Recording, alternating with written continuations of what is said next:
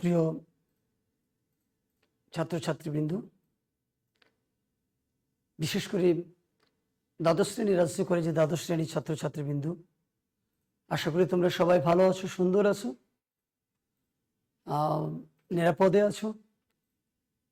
তো আমরা আবার তোমাদের সামনে আমি আবার উপস্থিত হয়েছি দ্বাদশ শ্রেণীর বাংলা দ্বিতীয় পত্রের ক্লাস নিয়ে।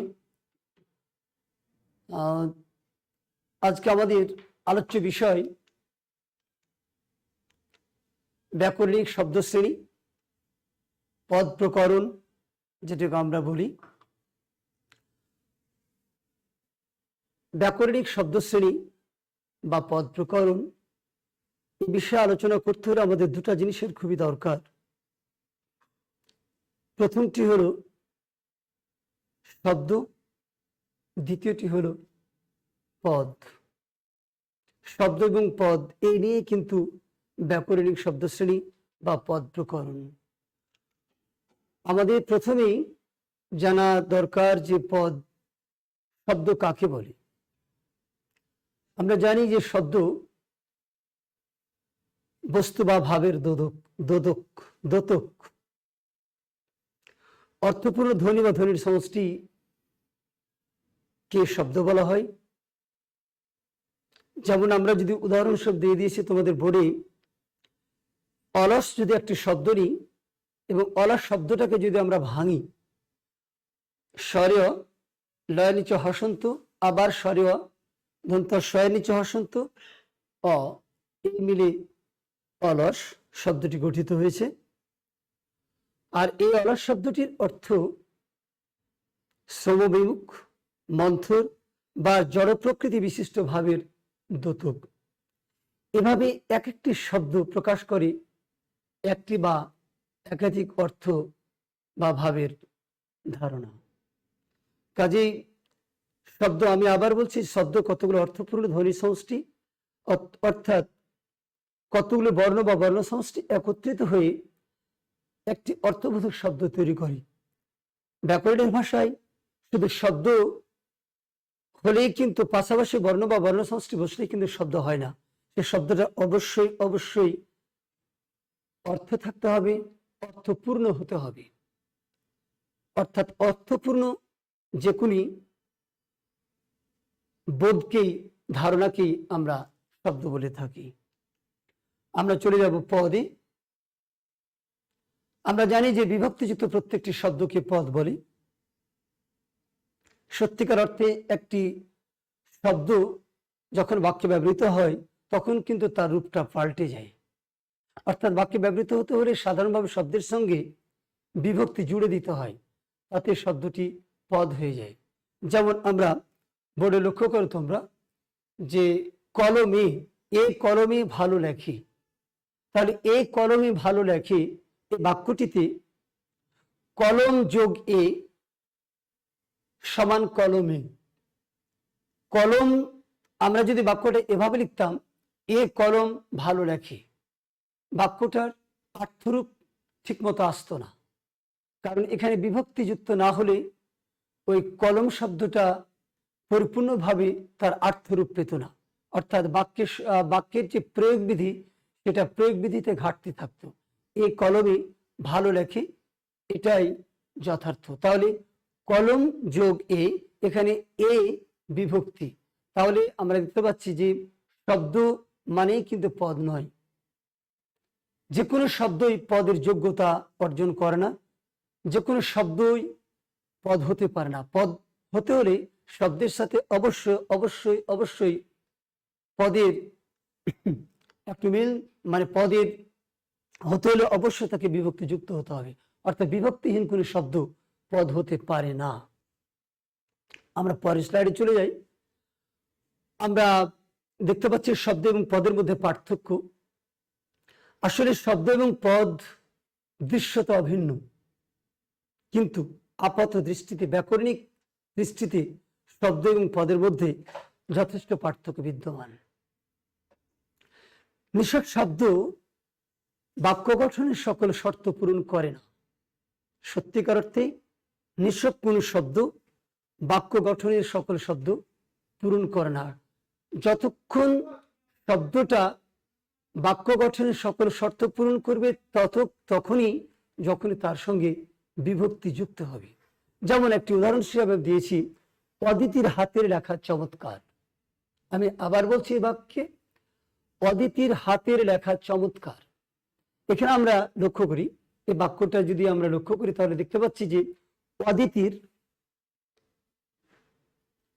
এখানে বিভক্তিযুক্ত শব্দ আছে।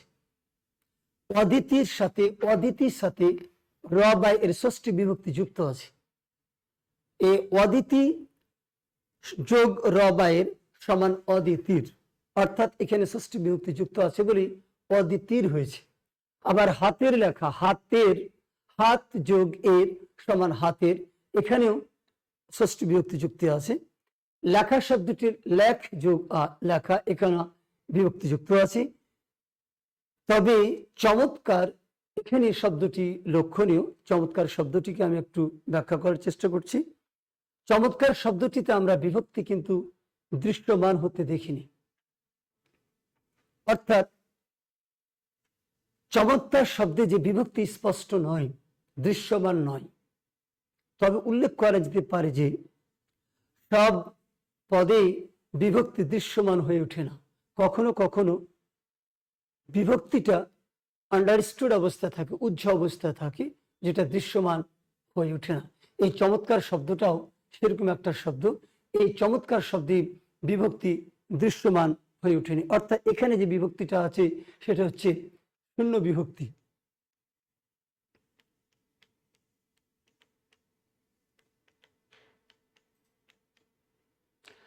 আমরা শব্দ পদের মধ্যে পার্থক্য আমরা একটা ছকের মাধ্যমে দেখানোর চেষ্টা করব তোমাদের। তো দেখো, সকল শব্দ কাকে বলি এবং পদ কাকে বলি।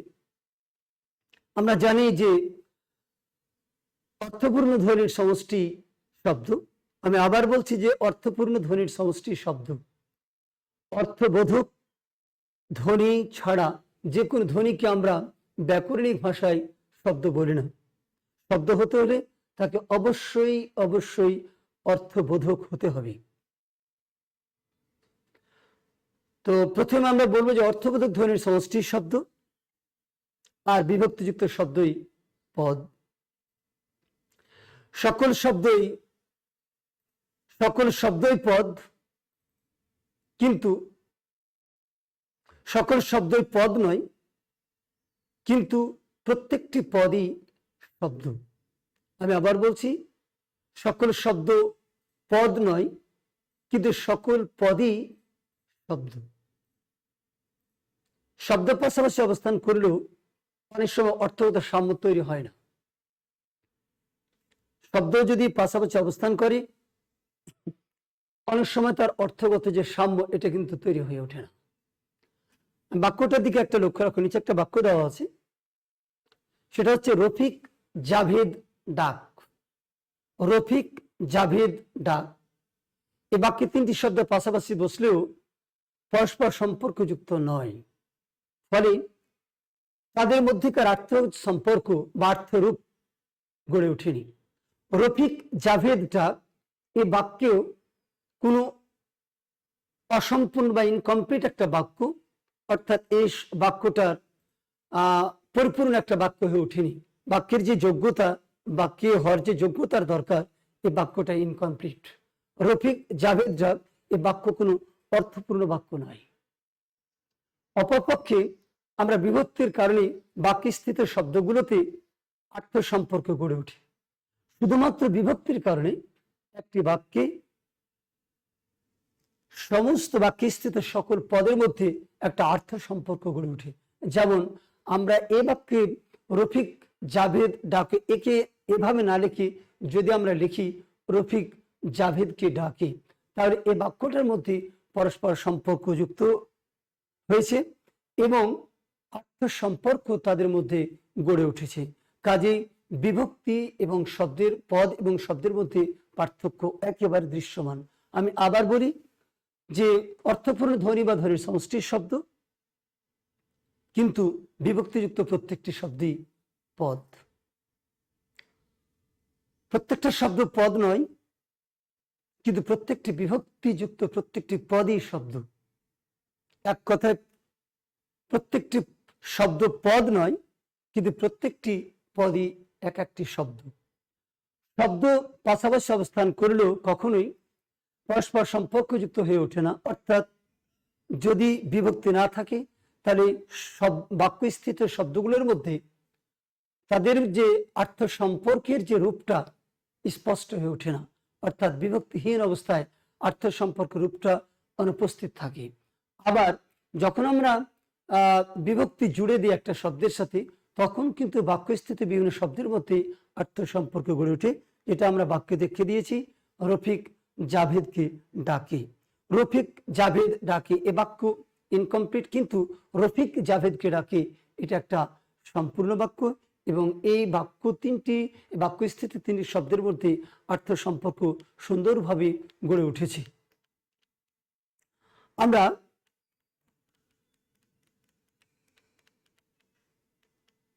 যদি পরের স্লাইডে চলে যাই, ব্যাকরণিক শব্দশ্রেণী, যেটা আমাদের মূল আলোচ্য বিষয়। ব্যাকরণিক শব্দশ্রেণী, প্রমিত বাংলা ব্যাকরণিক শব্দশ্রেণীকে মোট 8 ভাগে ভাগ করা যায়, ভাগ করা হচ্ছে। সেটা হচ্ছে বিশেষ্য, বিশেষণ, ক্রিয়া, ক্রিয়া বিশেষণ, সর্বনাম, অনুসর্গ, যোজক এবং আবেগমূলক শব্দ। প্রমিত বাংলা ব্যাকরণিক শব্দশ্রেণীকে 8 ভাগে ভাগ করছে এইভাবে: বিশেষ্য, বিশেষণ, সর্বনাম, ক্রিয়া, ক্রিয়া বিশেষণ, অনুসর্গ, যোজক এবং আবেগমূলক শব্দ। কিন্তু প্রথাগত ব্যাকরণে পদকে প্রধানত 2 ভাগে ভাগ করা হয়েছে: নামপদ এবং ক্রিয়াপদ। একটা হচ্ছে নামপদ আর একটা হচ্ছে ক্রিয়াপদ। এটা প্রথাগত ব্যাকরণে পদকে প্রধানত 2 ভাগ ভাগ করছে, একটা হচ্ছে নামপদ আর একটা হচ্ছে ক্রিয়াপদ। নামপদ আমরা একটা জিনিস জ্ঞাতব্য এখানে একটা দিয়ে রেখেছি, দেখো, যে নামপদের বিভক্তিহীন মূল অংশটিকে যেমন শব্দ, ক্রিয়াপদের বিভক্তিহীন মূল অংশটি তেমনি ধাতু। তো বিভক্তিহীন শব্দের সঙ্গে শব্দ বিভক্তিযুক্ত গঠিত হয় নামপদ। শব্দের সঙ্গে শব্দ বিভক্তিযুক্ত হয়ে গঠিত হয় নামপদ। যেমন বালকেরা, বালক যোগ রা বায়রা, বালকেরা। হাত যোগ এ সমান হাতে। এখানে শব্দের সঙ্গে বালক একটি শব্দ, তার সাথে বিভক্তি যুক্ত হয়ে বালকেরা। হাত একটি শব্দ, তার সঙ্গে বিভক্তি যুক্ত হয়ে হাতে, অর্থাৎ বালকেরা হাতে, এটা একটি নাম শব্দ। ক্রিয়াপদ ধাতুর সঙ্গে ধাতু বিভক্তি যোগে গঠিত হয়ে যে কর্মবাচক পদ তৈরি করে সেটা কি বলা হয়? ক্রিয়াপদ। ধাতুর সঙ্গে ধাতু বিভক্তিযুক্ত হয়ে গঠিত হয় যে কর্মবাচক পদ, সেটাই হচ্ছে ক্রিয়াপদ, তার নাম ক্রিয়াপদ। ক্রিয়াপদ যেমন করিল, নাচলো। আমরা করিল শব্দটার দিকে দেখি, কর, কর যোগ ইল যোগ কর যোগ ল সমান করিল। ক রায় নিচে হসন্ত, যেহেতু এটা ধাতু একটা। কর যোগ ইল যোগ কর যোগ ল সমান করিল। নাচলো, নাচ এটা একটা ধাতু, নাচ যোগ ল সমান নাচলো। কাজে এখানে নামপদ এবং ক্রিয়াপদ, আসলে এটা প্রথাগত ব্যাকরণে পদকে 2 ভাগে এভাবে ভাগ করছে, যে নামপদ এবং ক্রিয়াপদ। তাহলে আমরা দেখতে পাচ্ছি যে শব্দের সাথে শব্দ বিভক্তি যোগে নামপদ এবং ধাতুর সাথে ধাতু বিভক্তি যোগে ক্রিয়াপদ গঠিত হচ্ছে। দেখো, যে নামপদের বিভক্তিহীন মূল অংশটি যেমন শব্দ, তেমনি ক্রিয়াপদের বিভক্তিহীন মূল অংশটিও তেমনি ধাতু। নামপদের বিভক্তিহীন মূল অংশটি যেমন শব্দ, নামপদের বিভক্তিহীন মূল অংশ, নামপদের বিভক্তিহীন অংশ যেমন বালক, বিভক্তিহীন এই বালক শব্দটাতে কিন্তু বিভক্তি নেই, নাম বালক শব্দটির সাথে বিভক্তিহীন নেই, এটা হচ্ছে নামপদ, অর্থাৎ বালক একটি নাম, এটা নামপদ। এই নামপদের সাথে বিভক্তিহীন মূল অংশটি যেমন শব্দ, ঠিক তেমনি ক্রিয়াপদের বিভক্তিহীন মূল অংশটি তেমনি ধাতু। যেমন করিল, এ কর, এটা একটা ধাতু, এটা হচ্ছে ক্রিয়া ধাতু, ক্রিয়া ধাতু, ক্রিয়া বা ধাতু। তাহলে আমরা দেখো নামপদকে আবার 4 ভাগে ভাগ করা যায়। নামপদকে বিশেষ্য, বিশেষণ, সর্বনাম এবং ক্রিয়া। বিশেষ্য, বিশেষণ, সর্বনাম এবং ক্রিয়া এভাবে শ্রেণী বিভাগ করলে আমরা পদকে 5 ভাগে ভাগ করতে পারি। সেটা হচ্ছে এরকম যে বিশেষ্য, বিশেষণ, সর্বনাম, অব্যয় এবং ক্রিয়াপদ। বিশেষ্য, বিশেষণ, সর্বনাম, অব্যয় এবং ক্রিয়াপদ। আমরা বিশেষ্য পদে চলে যাই। আমরা এই ধারণাটার সাথে সবাই পরিচিত, বিশেষ্য পদ কাকে বলে একেবারে ছোট থাকতে আমরা পড়ে আসছি, কিন্তু এখানে একটু বিস্তারিত ধারণা দেওয়ার চেষ্টা করব।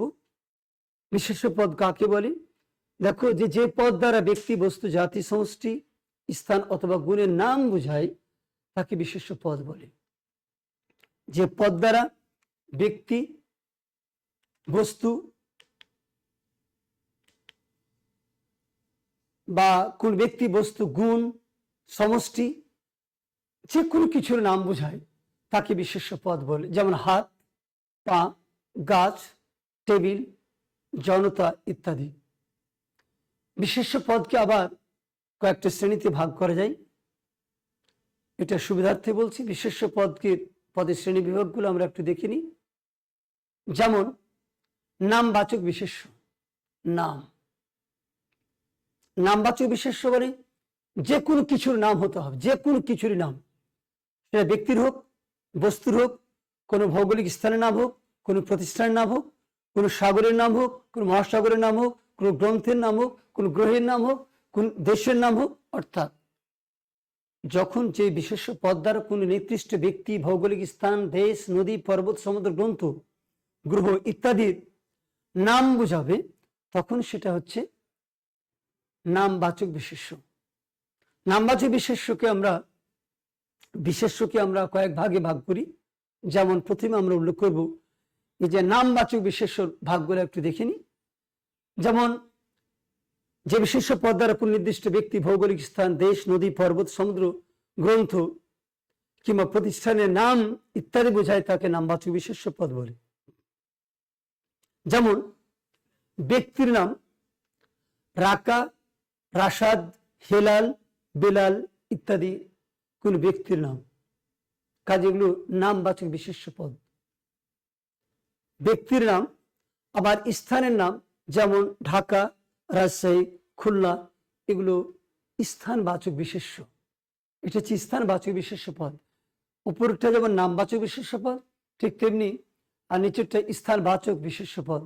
আবার দেশের নাম আছে যেমন বাংলাদেশ, ভারত, পাকিস্তান ইত্যাদি, এগুলো হচ্ছে দেশের দেশবাচক বিশেষ্য পদ। যেমন এবার নদীর নাম পদ্মা, মেঘনা, যমুনা, এক একটা নদীর নাম, নির্দিষ্ট করে নদীর নাম বোঝাচ্ছে, এটার বিশেষ্য পদ নদীর নাম, নামবাচক বিশেষ্য, এটাও নামবাচক বিশেষ্য পদ। যেমন পর্বতের নাম হিমালয়, আন্দিজ ইত্যাদি, এই হিমালয়, আন্দিজ এগুলো পর্বতের নাম এবং এগুলোর নামবাচক বিশেষ্য। গ্রন্থের নাম গীতাঞ্জলি, অগ্নিবীণা, সাতসাগরের মাঝি, এগুলো হচ্ছে গ্রন্থের নাম বা বইয়ের নাম। গ্রহের নাম পৃথিবী, মঙ্গল, বুধ, এগুলো নামবাচক বিশেষ্য। আবার প্রতিষ্ঠানের নাম বাংলা একাডেমি, গণভবন ইত্যাদি। আমরা যদি 2 নম্বরে যাই, জাতিবাচক বিশেষ্য। জাতিবাচক কোন একই জাতিভুক্ত সকল প্রাণী বা পদার্থের সাধারণ নামকেও জাতিবাচক বিশেষ্য পদ বলা হয়। অর্থাৎ কোনো একই ধরনের সমগ্র জাতির নাম বুঝাবে এখানে, যেমন মানুষ, গরু, মাছ, গাছ, বাঙালি ইত্যাদি। এগুলো হচ্ছে জাতিবাচক বিশেষ্য পদ। আমরা বস্তুবাচক বিশেষ্য পদের দিকে যাই। যে পদে কোনো উৎপাদক বাচক পদের নাম বোঝায় তাকে বস্তুবাচক বা দ্রব্যবাচক বিশেষ্য পদ বলে। বস্তুর নাম বোঝাবে, যেমন চাল, ডাল, লবণ, চিনি ইত্যাদি। সমষ্টিবাচক বিশেষ্য। সমষ্টিবাচক বিশেষ্য সমষ্টি, যেমন কোনো ব্যক্তি বা প্রাণীর সমষ্টিকে যদি বোঝায় তাহলে যে বিশেষ্য পদ তাকে সমষ্টিবাচক বিশেষ্য পদ বলে। যেমন বাহিনী, সমিতি, জনতা, শ্রেণী, দল। বাহিনী কখনো একজন ব্যক্তিকে নিয়ে বোঝায় না, সমিতি কখনো একক ব্যক্তিকে নিয়ে হয় না, জনতা বলতে কিছু মানুষকে নিয়ে জনতা, শ্রেণী একজন ছাত্রকে নিয়ে কখনো শ্রেণী হয়ে ওঠে না, আবার দল কতগুলো ব্যক্তির সমষ্টি একটি দলে পরিণত হয়। কাজে এগুলো হচ্ছে বাহিনী, সমিতি, জনতা, শ্রেণী, দল, এগুলো সমষ্টিবাচক বিশেষ্য। ভাব বা ক্রিয়াবাচক বিশেষ্য। ভাব বা ক্রিয়াবাচক যে বিশেষ্য পদে কোন ক্রিয়ার ভাব বা কাজের ভাব প্রকাশিত হয় তাকে ভাব বা ক্রিয়াবাচক বিশেষ্য পদ বলে।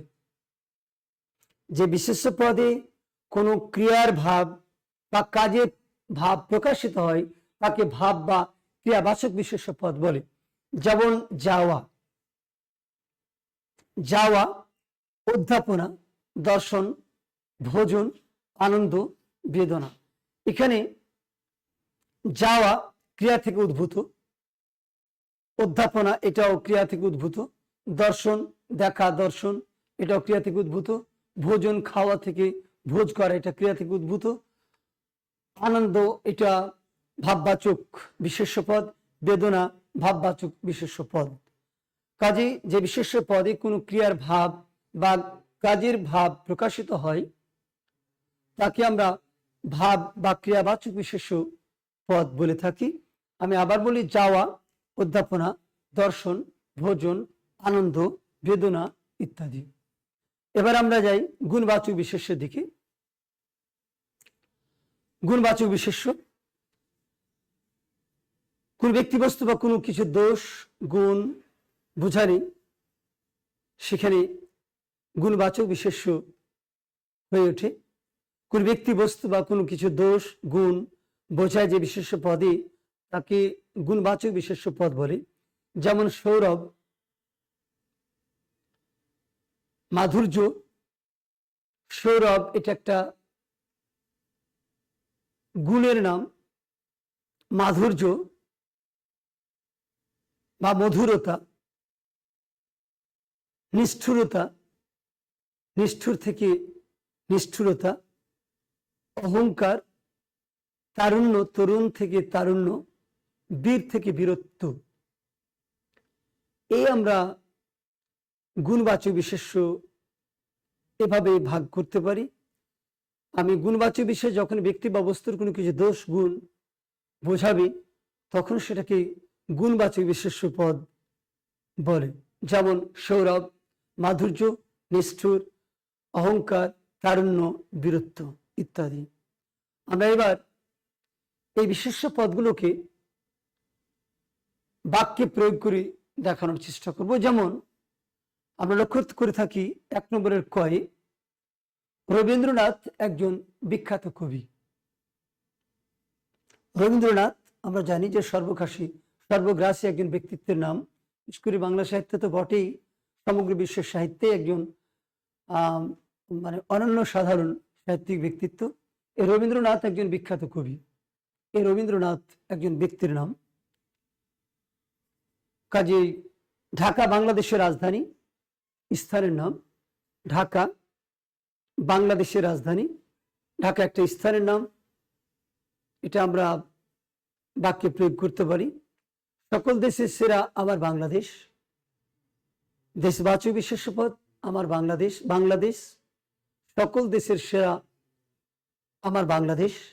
বাংলাদেশ একটা দেশের নাম। এরকম অনেক দেশ পৃথিবীতে আছে, ভারত, পাকিস্তান, নেপাল, ভুটান, অনেক দেশ, এটা দেশবাচক বিশেষ্য পদ। আমরা ঘ দেখি, পদ্মা মেঘনা যমুনা দেশের গর্ব।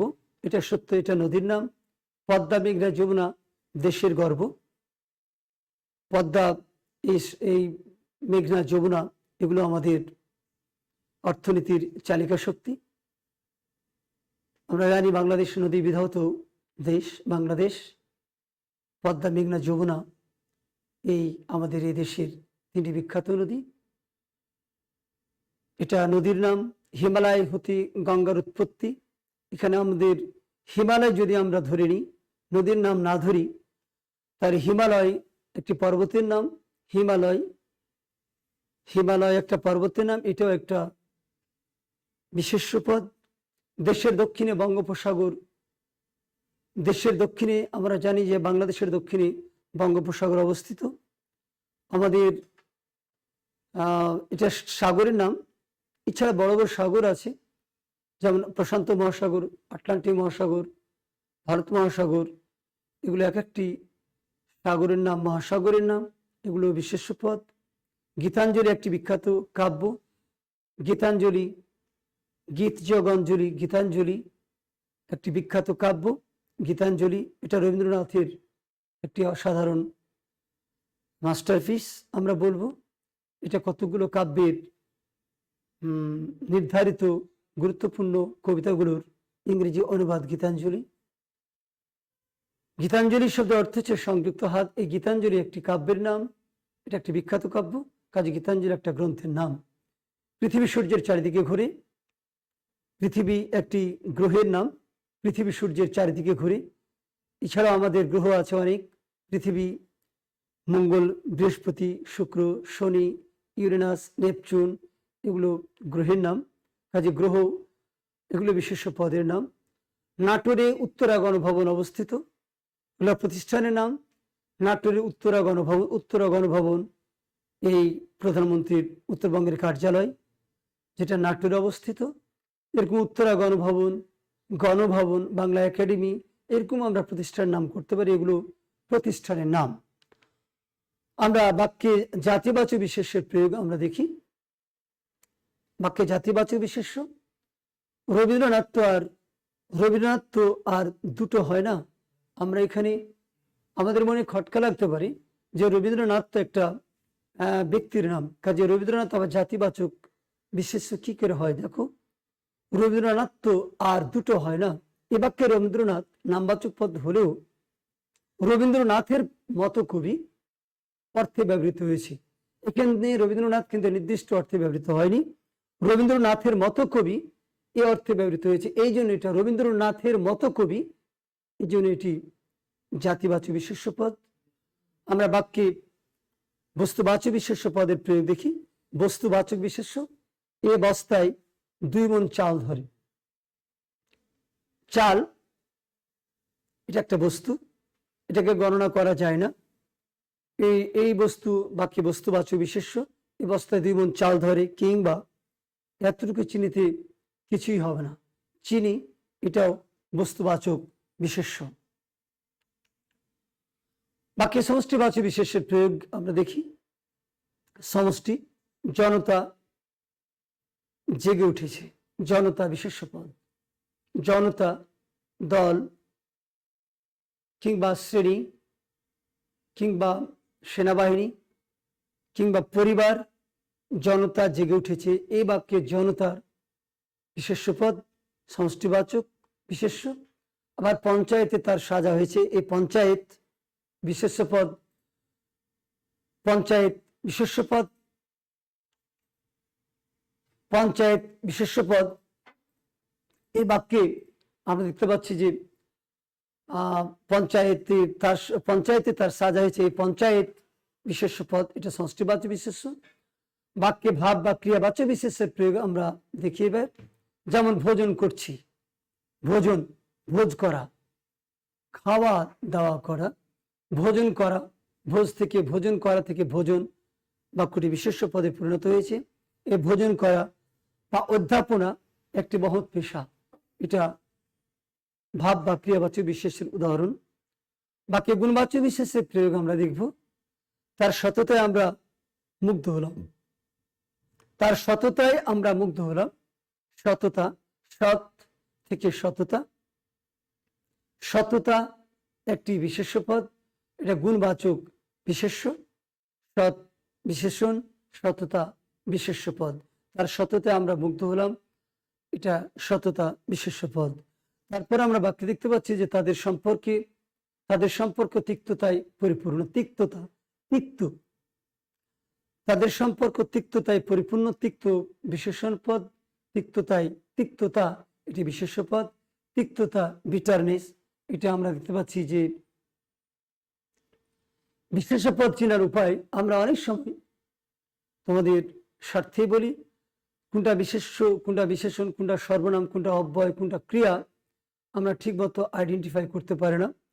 আসলে বিশেষ্য পদকে চেনার জন্য আমরা যে কোনো নামকে তো বিশেষ্য পদ বলেই বিশেষ্য হয়ে থাকে, কিন্তু এই বাক্যে আমরা যদি লক্ষ্য করি যে বাক্যের যে কোনো নাম হবে, খ নম্বর হচ্ছে বলছে শব্দ বা পদের শেষে দেখো জ ফলা, তা, তয় বয়, মি পনা ইত্যাদি থাকবে। আমি কথাগুলো শব্দগুলো যেমন এই পদগুলো যদি আমরা উদাহরণ সময় দিই, যেমন ধরো যে প্রথমে যদি আমরা বলি বৈচিত্র্য, বৈচিত্র্য, বৈচিত্র্য শব্দটার সাথে আমরা যখন বৈচিত্র্য জ ফলা থাকে তখন বুঝতে হবে শব্দটা বিশেষ্য পদ।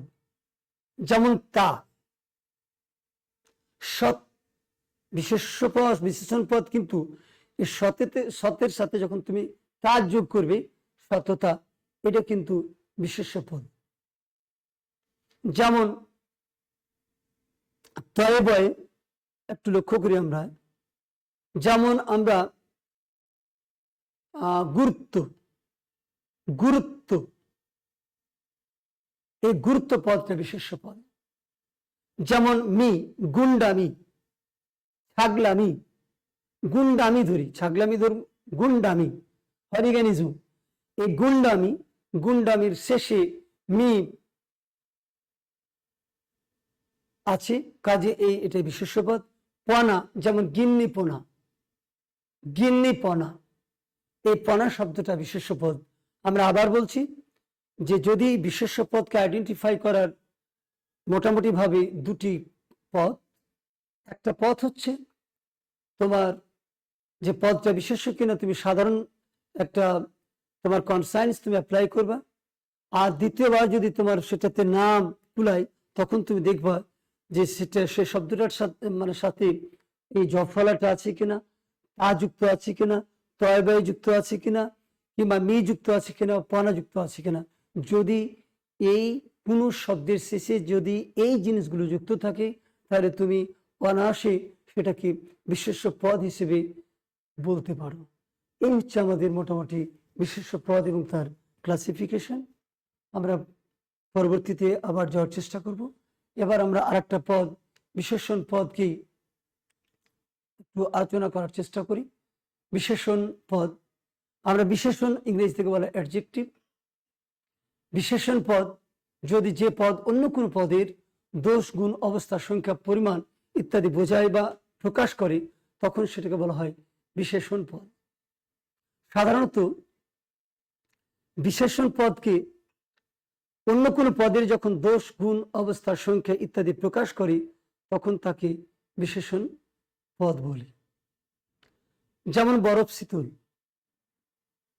বরফ শীতল, বরফটা দেখো, বরফ বিশেষ্য পদ, শীতল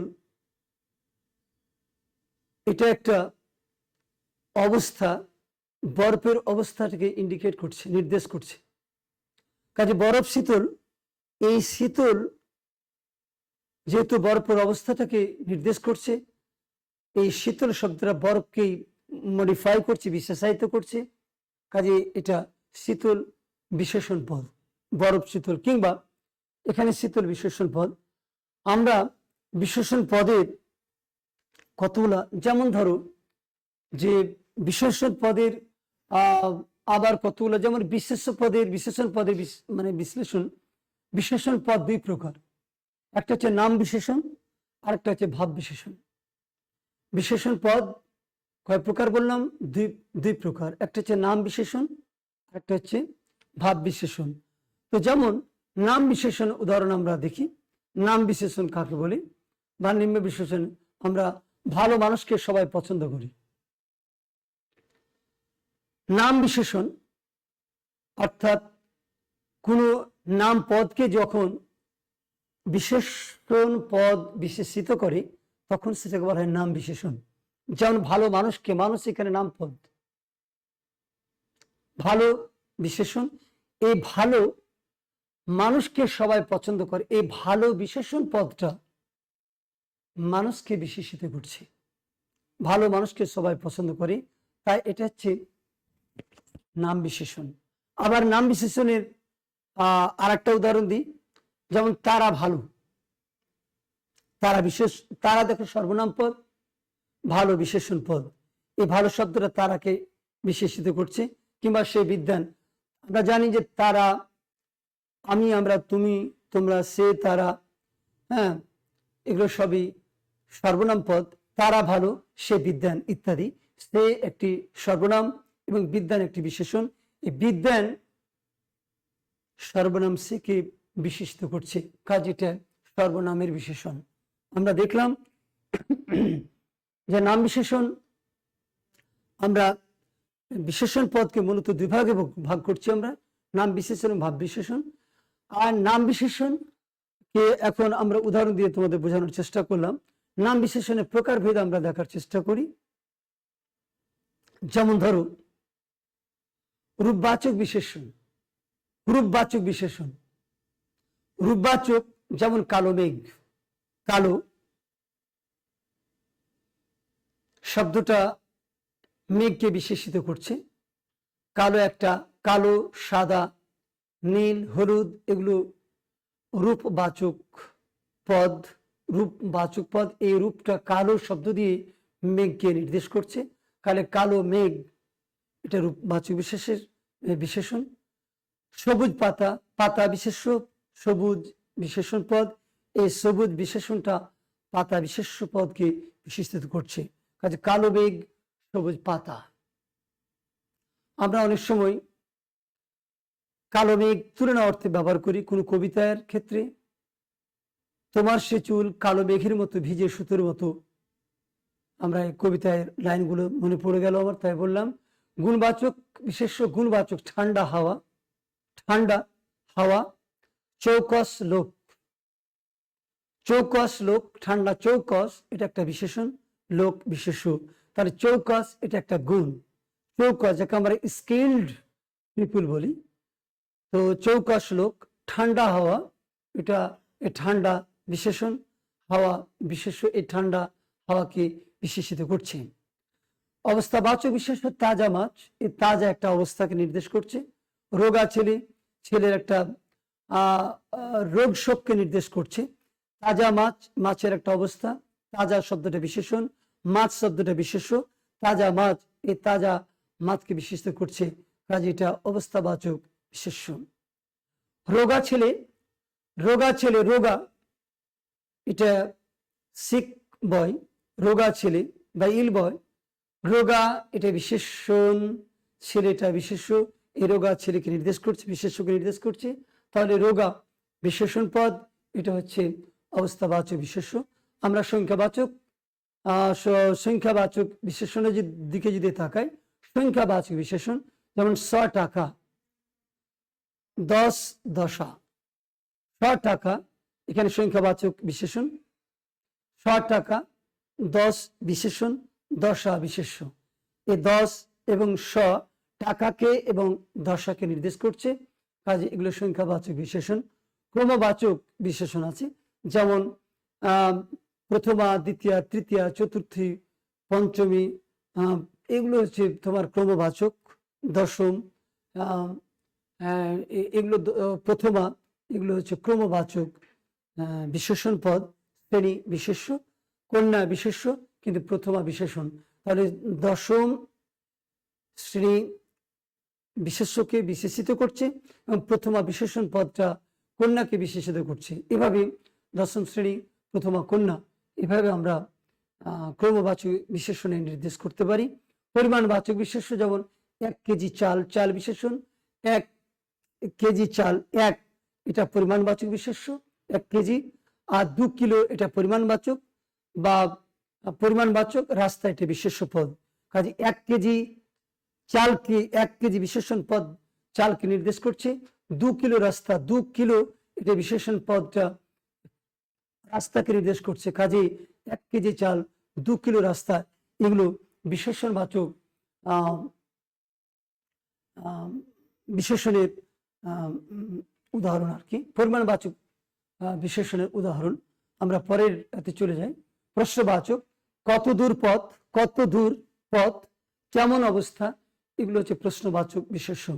কত দূর পথ, কেমন অবস্থা, অবস্থা একটা বিশেষ্য, পথ বিশেষ্য, কিন্তু কত দূর এবং কেমন এর দুটা নির্দেশক বিশেষণ দিয়ে প্রশ্নবাচক বিশেষ্য করছে কত দূর পথ এবং কেমন অবস্থা। নির্দিষ্টতা জ্ঞাপক বিশেষ্য নির্দিষ্ট করছে এই লোক, দিস ইজ দ্য ম্যান, সেই ছেলে, সেই ছেলে, এই এবং সেই। নির্দিষ্টতা জ্ঞাপক বিশেষণ, লোক বিশেষ্য, ছেলে বিশেষ্য, এটা নির্দিষ্টতা জ্ঞাপক এই লোক এবং সেই ছেলে নির্দিষ্টতা জ্ঞাপক। এখানে বিশেষণের উদাহরণ আমরা দিয়ে দেখি। নাম বিশেষণের গঠন পদ্ধতি, নাম বিশেষণ কিভাবে গঠিত হতে পারে আমরা তা একটু তোমাদের দেখানোর চেষ্টা করি। দেখো, বিভিন্নভাবে নাম বিশেষণ গঠিত হতে পারে। যেমন ক্রিয়াজাত অর্থাৎ ক্রিয়া থেকে উৎপন্ন, ক্রিয়াজাত মানে জাত মানে উৎপন্ন, ক্রিয়াজাত বিশেষণ হতে পারে। যেমন হারানো, সম্পত্তি, হারানো, হারানো এটা একটা ক্রিয়া বা ক্রিয়াজাত বিশেষণ পদ, সম্পত্তি বিশেষ্য।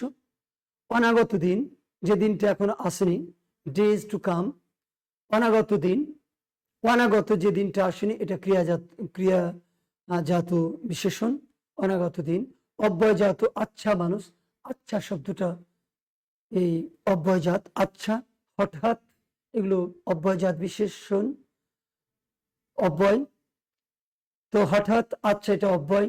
বড়লোক, সর্বনাম জাতীয় সর্বনাম, কবেকার কথা, কোথাকার কে, এই কবেকার, কোথাকার, এগুলো সর্বনাম জাতীয় বিশেষণ। আমরা সমাজ সিদ্ধ বিশেষণে যাব। নিয়ম বিরুদ্ধ, চৌচালা ঘর, নিয়ম বিরুদ্ধ, নিয়ম বিরুদ্ধ চৌচালা ঘর।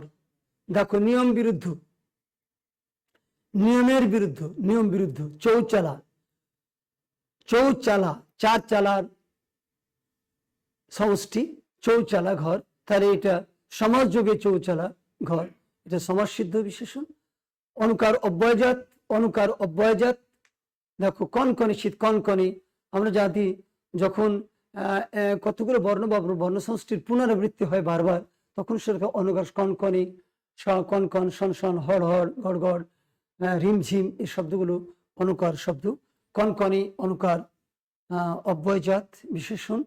আমরা টসটসে ফল। তারপর আমরা ভাব বিশেষণে চলে যাই। যে বিশেষণ পদ বিশেষ্য ও সর্বনাম ব্যতীত অন্য কোনো পদকে বিশেষিত করে তাকে ভাব বিশেষণ। সর্বনাম পদ, যে বিশেষ্য পদ, যে বিশেষণ পদ বিশেষ এবং সর্বনাম ব্যতীত, বিশেষ এবং সর্বনাম ব্যতীত অন্য কোনো পদকে বিশেষিত করে, অর্থাৎ ভাব বিশেষণ কখনই বিশেষ এবং সর্বনামকে বিশেষিত করবে না, অন্য কোনো পদকে বিশেষিত করবে, সে পদকে আমরা ভাব বিশেষণ বলি। আমরা ভাব বিশেষণ প্রধানত 3 প্রকার।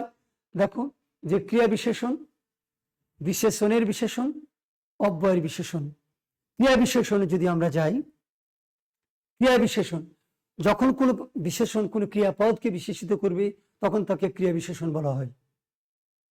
যেমন ধরো, উদাহরণ হিসেবে আমরা যদি বলি, ঘোড়া দ্রুত দৌড়ায়, ঘোড়া দ্রুত দৌড়ায়, তাহলে ঘোড়া দ্রুত দৌড়ায়, দৌড়ায় এটা একটা ক্রিয়াপদ, দ্রুত বিশেষণ পদ, তাহলে দ্রুত বিশেষণ পদটা ঘোড়াকে বিশেষিত করছে, কাজে এটা ক্রিয়া বিশেষণের উদাহরণ। আমরা উদাহরণ হিসাবে যদি আমরা যাই, যেমন এখানে আস্তে চলো, ধীরে যাও, জোরে কাঁদো, ঘোড়া দ্রুত দৌড়ায় ইত্যাদি। আস্তে চলো, আস্তে চলো, তাকে চলা ক্রিয়া, আস্তে বিশেষণ, ধীরে বিশেষণ, যাও ক্রিয়া। তার ধীরে যাও, জোরে কাঁদো, এগুলো সবই ক্রিয়া বিশেষণের উদাহরণ। বিশেষণের বিশেষণ, আমরা এখানে বলেছেন যে বিশেষণের বিশেষণ, যে বিশেষণ পদ অন্য কোন বিশেষণ পদের দোষ গুণ অবস্থা ইত্যাদি প্রকাশ করে তাকে বিশেষণের বিশেষণ বলে। এই ডেফিনিশনটাকে আমি একটু অন্যভাবে বলতে পারি, যখন কোনো দুটো বিশেষণ একটা ক্রিয়াকে বিশেষিত করবে তখন তাকে ক্রিয়া বিশেষণ বা বিশেষণের বিশেষণ বলে। আমি আবার বলছি, এখানে ডেফিনিশনে দেওয়া আছে, সংজ্ঞায় দেওয়া আছে যে বিশেষণ পদ অন্য কোনো বিশেষণ পদের দোষ গুণ অবস্থা ইত্যাদি প্রকাশ করে তাকে বিশেষণের বিশেষণ বলে। এভাবে না বলে আমরা যদি বলি যখন কোনো দুটা বিশেষণ কোনো একটি মাত্র ক্রিয়াকে বিশেষিত করবে তখন তাকে বিশেষণের বিশেষণ বলে। যেমন খুব ঠান্ডা পড়েছে, দেখো খুব এবং ঠান্ডা দুটাই কিন্তু বিশেষণ। পড়েছে ক্রিয়া, ঠান্ডা পড়েছে বললেই বাক্যটা ঠিক হতো, কিন্তু এখন আমরা বলছি খুব ঠান্ডা পড়েছে, ঠান্ডা কিন্তু একটা অবস্থা নির্দেশ করছে, কারণ এটা বিশেষণ।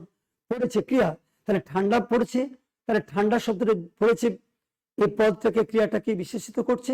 কিন্তু আবার সেই সাথে বলছে যে খুব ঠান্ডা পড়েছে, এই খুব ঠান্ডা, খুব বিশেষণ, ঠান্ডা আবার বিশেষণ, তাহলে খুব ঠান্ডা দুটা বিশেষণ একটা বিশেষ্য, দুটা বিশেষণ একটা ক্রিয়াপদকে বিশেষিত করছে, তাই এটাকে বলছি বিশেষণের বিশেষণ। দেখো দ্বিতীয় পদটাকে যদি আমরা ধরি যে গাঢ় নীল আকাশ, গাঢ় নীল, গাঢ় বিশেষণ, নীল বিশেষণ, আকাশ বিশেষ্য, তাহলে গাঢ় নীল আকাশ বিশেষণের বিশেষণ। ঘোড়া খুব দ্রুত দৌড়ায়, ঘোড়া দেখো ঘোড়া খুব দ্রুত দৌড়ায়, ঘোড়া দৌড়ায়, ঘোড়া যদি বলি ঘোড়া খুব দৌড়ায় আমরা এই বাক্যটিতেই সম্পূর্ণ করতে পারতাম, কিন্তু আবার ঘোড়া খুব দ্রুত দৌড়ায়, ঘোড়া খুব দ্রুত দৌড়ায়, এখানে খুব এবং দ্রুত দুটা বিশেষণ পদ, দুটা বিশেষণ পদ একটা পদকে বিশেষিত করছে, এই জন্য বলছি এটা বিশেষণের বিশেষণ। অব্যয়ের বিশেষণ, অব্যয়ের বিশেষণ, অব্যয়ের বিশেষণ যখন বিশেষ্য পদ, যখন বিশেষণ পদ অব্যয় পদকে বিশেষিত করে তাকে অব্যয়ের বিশেষণ বলে। দেখো অব্যয়ের বিশেষণ, শতধিক, কত আর বলবে, এই যে অব্যয়ের বিশেষণ শতধিক, কত আর বলবে, এটা হচ্ছে অব্যয়ের বিশেষণ। শতধিক, কত আর বলবে, এদেরই কিন্তু অব্যয়ের বিশেষণ। তো আমরা এই পর্যায়ে তোমাদের বিশেষ্য এবং বিশেষণ পদ নিয়ে কথা বললাম। আমরা আবার সামনের ক্লাসে আমরা ব্যাকরণিক শব্দ শ্রেণীর অর্থাৎ সর্বনাম বা অব্যয় অন্য কোনো পদ নিয়ে হাজির হব। তো সবাই যে যেখানে থাকো আবার তোমাদেরকে সবাইকে ধন্যবাদ জানাচ্ছি, সবাইকে সুস্থ যেন থাকো সেই অলমাইটি আল্লাহর কাছে আমরা জোর দাবি জানাচ্ছি, প্রার্থনা জানাচ্ছি। সবাই সুন্দর থাকো, ভালো থাকো, সবাইকে ধন্যবাদ এবং সালাম, আসসালামু আলাইকুম।